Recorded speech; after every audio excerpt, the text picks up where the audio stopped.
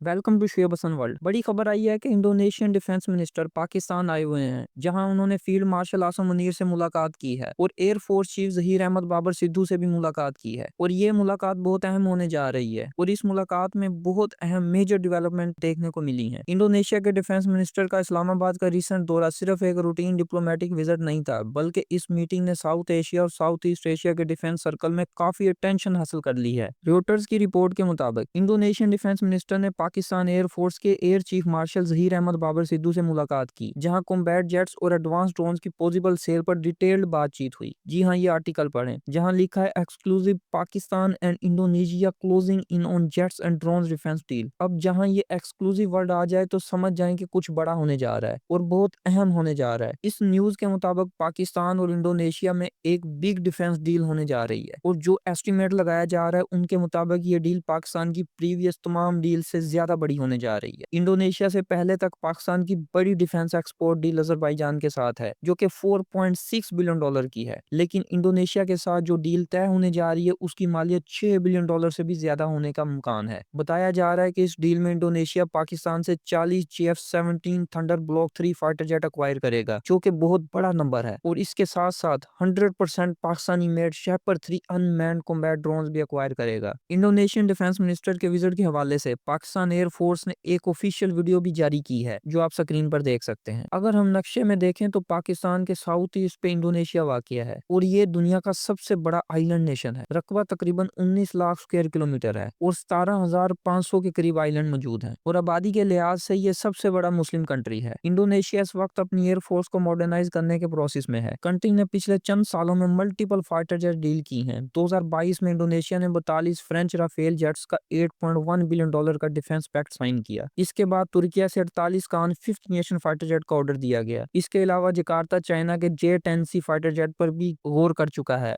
और अमेरिका के F-15EX jets के लिए भी बातचीत चल रही है। ऐसे में पाकिस्तान का JF-17 थंडर ऑप्शन इंडोनेशिया के लिए कॉस्ट इफेक्टिव, कॉम्बैट प्रूवन और पॉलिटिकली फ्लेक्सिबल चॉइस बन सकता है। एक एडिशनल सिक्योरिटी सोर्सेज के मुताबिक पाकिस्तान सिर्फ जेट्स ही नहीं बल्कि air defence system, Indonesian air force के जूनियर से लेकर सीनियर ऑफिसर तक की ट्रेनिंग और इंजीनियरिंग स्टाफ के लिए टेक्निकल सपोर्ट भी ऑफर कर रहा है। Retired air marshal Asim Suleman के मुताबिक इंडोनेशिया वाला डील पाइपलाइन में है और जेट्स की तादाद 40 के करीब हो सकती है। देखें, एक बात समझ लें, इंडोनेशिया मुस्लिम कंट्री है। फ्रांस और अमेरिका उसे अपने वेपन तो बेच सकते हैं, लेकिन मुस्लिम कंट्री होने की वजह से उस लेवल का कॉर्पोरेशन और ट्रेनिंग नहीं देंगे जो पाकिस्तान दे सकता है। फील्ड मार्शल का वो बयान तो याद होगा जो उन्होंने लीबिया में दिया था कि पाकिस्तान लीबिया को वो सब एडवांस ट्रेनिंग देगा जो पाकिस्तान खुद यूज करता है, और यही वजह है कि इंडोनेशिया पाकिस्तान की तरफ आ रहा है। इंडोनेशिया का एरिया बहुत ज्यादा है और ज्यादातर आइलैंड्स हैं, तो उसे अपनी टेरिटरी की निगरानी के लिए एयरक्राफ्ट की जरूरत पड़ती है और इसीलिए इंडोनेशिया सर्विलेंस के लिए पाकिस्तान से ड्रोन्स भी एक्वायर करने जा रहा है। इंडोनेशिया और पाकिस्तान दोनों तरफ से इस मीटिंग की तस्दीक की गई है। इंडोनेशियन डिफेंस मिनिस्टर के spokesperson brigadier general Rico Ricardo के मुताबिक मीटिंग का focus strategic dialogue, defence institution के दरमियान कम्युनिकेशन को स्ट्रॉन्ग करना और long term mutually beneficial defence corporation के ऑप्शन थे। पाकिस्तानी मिलिट्री के बयान के मुताबिक इंडोनेशियन डिफेंस मिनिस्टर ने पाकिस्तान के army chief field marshal Asim Munir से भी मुलाकात की, जहां रीजनल और ग्लोबल सिक्योरिटी सिचुएशन और बाइलैटरल डिफेंस कॉर्पोरेशन के नए रास्ते एक्सप्लोर किए गए। फिलहाल जो डेवलपमेंट सामने आई है उसके मुताबिक ये डील 6 बिलियन डॉलर से बढ़ सकती है। रिसेंटली इंडोनेशियन प्रेसिडेंट भी पाकिस्तान आए हुए थे। 8 दिसंबर को इस्लामाबाद पहुंचे, जहां उनका वार्म वेलकम हुआ। प्रेसिडेंट आसिफ अली जरदारी और PM शहबाज शरीफ ने नूर खान एयरबेस पर रिसीव किया। 6 Pakistani JF-17 thunder fighter jets ने प्लेन को एस्कॉर्ट किया, जो कि बहुत इंप्रेसिव था और इतने वार्म वेलकम से ही लग रहा था कि कुछ बड़ा होने जा रहा है। तब इस डील के हवाले से कोई भी न्यूज सामने नहीं आई। देखें, एक बात समझ लें, ये जो डिफेंस डील्स होती हैं ये बहुत सीक्रेट होती हैं। डिफेंस डील को सीक्रेट रखने का सबसे बड़ा रीजन नेशनल सिक्योरिटी है। जब दो मुल्क वेपन, मिसाइल, जेट्स या एडवांस टेक्नोलॉजी खरीदते या बेचते हैं तो डिटेल्स पब्लिक होने से दुश्मन मुल्क को पहले से ही पता चल जाता है कि कितने हथियार, किस टेक्नोलॉजी और कब तक तैयार होंगे, जिससे वो काउंटर प्लान बना सकते हैं। इसीलिए सरप्राइज एडवांटेज, टेक्निकल सीक्रेट और स्ट्रेटेजिक एज बेचने के लिए ये डील्स क्लासिफाइड रखी जाती हैं, ताकि मुल्क की डिफेंस मजबूत रहे और एनिमीज का कोई फायदा ना हो। और शायद यही वजह थी कि मुनासिब वक्त आने पर ही دونوں کنٹری نے یہ ڈیل عوام کے سامنے شو کی۔ پاکستان اور انڈونیشیا کے درمیان رشتہ دوستی، میوچل رسپیکٹ اور اسلامک ورلڈ کی سولیڈریٹی پر مبنی ہے۔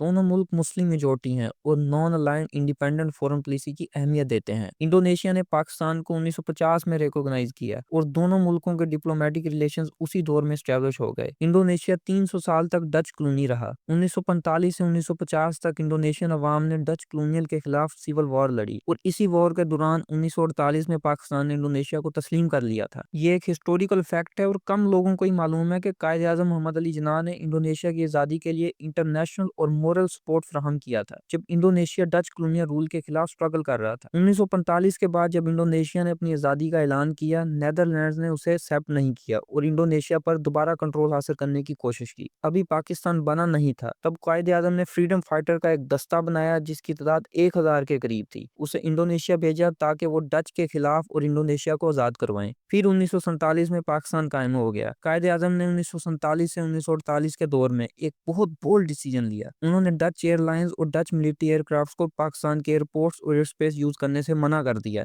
کیونکہ نیدرلینڈ انڈونیشیا پر ملٹری آپریشن کر رہا تھا۔ یہ فیصلہ اس وقت لیا گیا جب پاکستان نیا نیا بنا تھا اور یورپ کے پریشر کو فیس کر رہا تھا۔ پھر بھی قائد اعظم نے انڈونیشیا کے حق میں سٹینڈ لیا۔ ہسٹوریکل ریکارڈز کے مطابق پاکستان نے انڈونیشیا کے فریڈم فائٹرز کو لاجسٹیکل اور ڈپلومیٹک سپورٹ پرووائڈ کیا۔ انڈونیشیا ریپرزینٹیٹوز کو پاکستان میں موومنٹ اور کوارڈینیشن کی سہولت دی گئی جسے ان کی انٹرنیشنل ریکگنائزیشن کی سٹرگل کو سٹرینتھ ملی۔ قائد اعظم نے انٹرنیشنل فورم پر بھی انڈونیشیا کے کیس کو سپورٹ کیا اور ڈچ کلونیل ایکشن کو مورلی اور پولیٹیکلی چیلنج کیا۔ اس سپورٹ کا رزلٹ یہ نکلا کہ انڈونیشیا کا کیس زیادہ سٹرونگ ہوا اور آخر کار 1949 میں نیدرلینڈز انڈونیشیا کی سوورنٹی ایکسپٹ کر لی۔ انڈونیشیا میں قائد اعظم محمد علی جناح کو بہت عزت کی نظر سے دیکھا جاتا ہے۔ ڈیفنس اور سیکیورٹی کے حوالے سے پاکستان اور انڈونیشیا کے درمیان training programmes, military exchange, joint exercise اور ڈیفنس انڈسٹری کوآپریشن چلتی رہی ہے۔ انڈونیشیا کے کئی ایئر فورس اور نیوی آفیسر پاکستان کے انسٹیٹیوشن سے ٹریننگ حاصل کر چکے ہیں اور ابھی بھی ٹریننگ حاصل کر رہے ہیں۔ اب GF-17 تھنڈر اور ڈرون جیسے پروجیکٹس اس رشتے کو نیکسٹ لیول پر لے جا سکتے ہیں۔ ٹریڈ اور اکانومی میں بھی پوٹینشیل زیادہ ہے لیکن پولیٹیکل اور ملٹری ٹرسٹ کا لیول کافی سٹرونگ سمجھا جاتا ہے۔ پاکستان اب دنیا کی بڑھتی ہوئی ڈیفنس ایکسپورٹ مارکیٹ بن رہا ہے۔ اسٹیٹ کام بیورو کی ایک رپورٹ کے مطابق پاکستان 16 کنٹریز کے ساتھ ڈیفنس ایکسپورٹ ڈیل سائن کر رہا ہے۔ کچھ کے ساتھ ڈیل سائن ہو چکی ہیں اور کچھ کے ساتھ فائنلائز ہو رہی ہیں۔ ان کنٹریز میں Azerbaijan, Bangladesh, Egypt, Iraq,